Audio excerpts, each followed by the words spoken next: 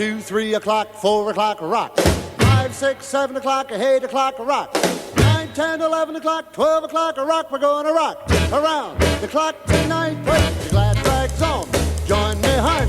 We'll have some fun when the clock strikes 1. We're going to rock around the clock tonight. We're going to rock, rock, rock till broad daylight. We're going to rock around the clock tonight.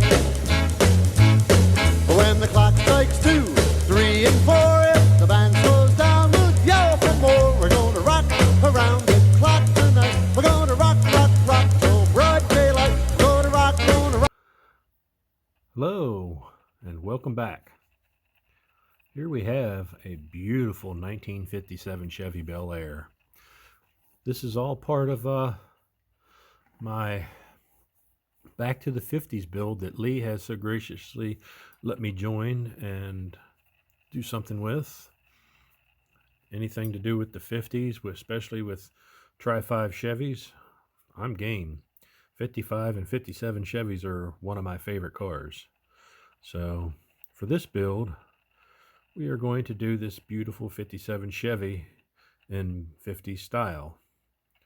So to speak, I guess what it would look like maybe if I had this car back in the 50s, if I was alive.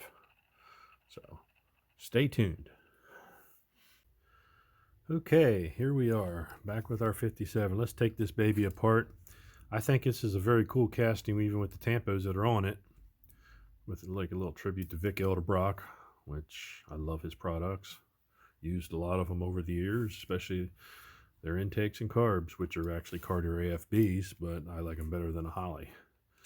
But that's just my choice. So let's take this bit. I have 2 of these, so it won't hurt so bad to take this one apart.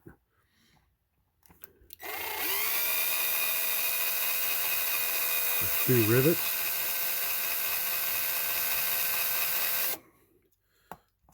It'll be a busy building month. Got cars tore apart everywhere.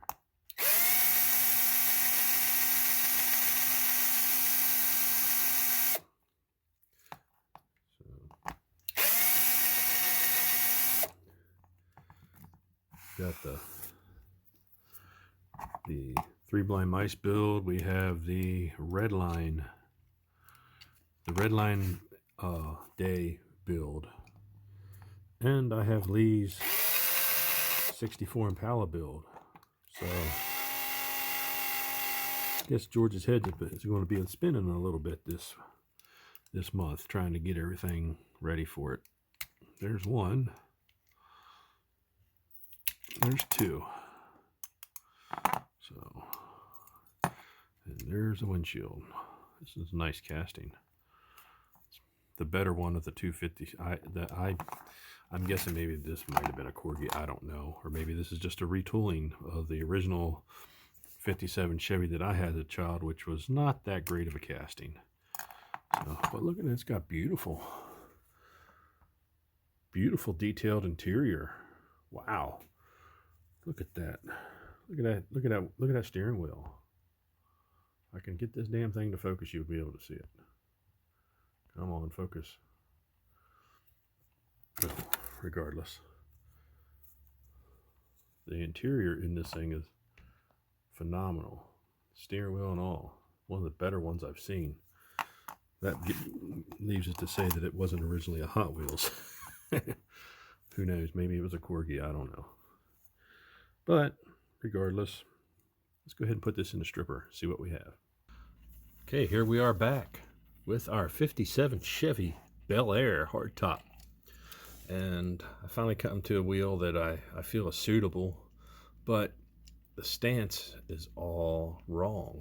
Look how narrow this thing looks underneath. I mean, it's just ridiculous. This wheel, look how far those front wheels are tucked in. I don't care how cool wheels you do. I don't care how cool a paint job you do on one of these, or anything for that matter. If you don't get the stance right, it never will look right. So that's what I'm going to work on. These wheels need to be not out there, but they need to be ducked out. They need to be tucked out here and maybe raised up just a little bit. Maybe raised up a little bit in the back. As you can see, I've already started the casting lines on. This casting is pretty darn decent. It's a little bit narrow this way, I think. I feel it is. And I think maybe that's just because of the way it sits with the stance. But I'm going to try to fix that. And we're going to make a cool 57 Chevy. One that looks pretty normal, I think, but it'll make a nice street ride. So stay tuned. Okay, and we're back with our Back to the 50s 57 Chevy Bel Air. What a sexy car. Got her all the little casting lines sanded off of here and all nice and smooth. I got a coat of nice Tamiya fine primer. And since I got a build coming up soon where I have to go back to the basics of rattle cans, I ended up getting some Model Masters turquoise to do this. I wanted to do a turquoise one because my neighbor, when I was growing up, when I was probably 10, 11 years old, he used to take his dad's turquoise 57 Chevy sedan, which is it's a post sedan with Keystone Classics, to school. And when I'd see that thing go by the house, man, that's kind of what sparked my classic car thing. And then I guess maybe a year later, I was actually fortunate enough to get a ride in that thing, and that was just over the top, and I was hooked on cars ever since. So we're going to do this one turquoise with a white top. So, but I'm going to use some Model Masters for the turquoise. So stay tuned. Okay, and we're back with our 57 Chevy rattle can turquoise, which turned out really pretty, I think. I was really impressed. I haven't done a rattle can in a while. Of course, like I say, I'm going to end up shooting clear over it anyways with the airbrush, but for now it looks pretty darn good. So next step, Tamiya white for the roof. Wouldn't be complete without a white roof. So I'm going to take this off and throw down some white paint on the roof. So stay tuned. Okay, here we are back with all our little bits and pieces to our 57 Chevy. Paint's done, bright work's done, interior, glass has been polished, and the wheels have been sorted. So let's take a look at these wheels. These are just your regular aluminum slot style, or very close to a slot Hot Wheels wheels. And I actually painted these black, and then I painted these in Quicksilver chrome to kind of dull the chrome down a little bit to make them look more like an Anson Sprint from the 70s, which is a lot of us aluminum slots. Give it an old school look. And painted the centers black to represent it. Maybe the guy didn't have the center caps for it. So just felt that they were too bright on this model. I figured there was enough bright work on a 57 Chevy. I wanted to dull something down. And we just did a nice white and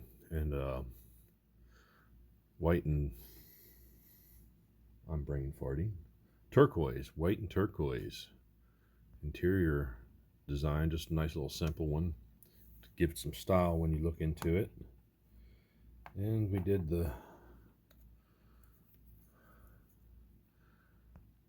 bright work on the beautiful iconic front bumper.